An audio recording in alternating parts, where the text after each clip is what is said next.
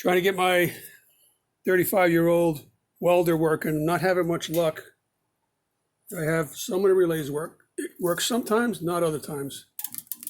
I disconnected the wire feed because I don't want to be burning up wire or rolling up wire. I turned the gas off for now, but it should have a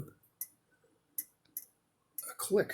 A big click when it does. It does every now and then, but then it stops welding. The relay's working. But I've done a lot of welding with this 30-something years ago, and I hate to just toss it and buy a new one. New ones are like $1,000. This thing treated me well. Damn. And I got all boogered up because the gas was off. I ground that out again, just a sample weld, just a Sunday project. It's a generic guy. This guy Henning Christensen either imported it or manufactured it or put it together. It was supposed to be a sample prototype for Snap-on. Good luck. And he imported it from the Netherlands.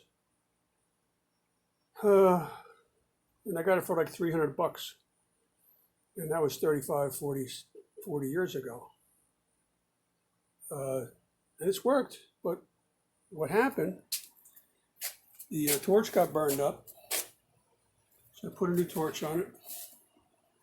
And the guy was telling me if this wire gets the least bit of corrosion on it, it'll play havoc with your weld. So I bought a new roll of wire.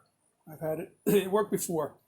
When I store it, I put a plastic bag over the wire because it gets pretty damp sometimes here in the basement. So, let's see if I can get it to click.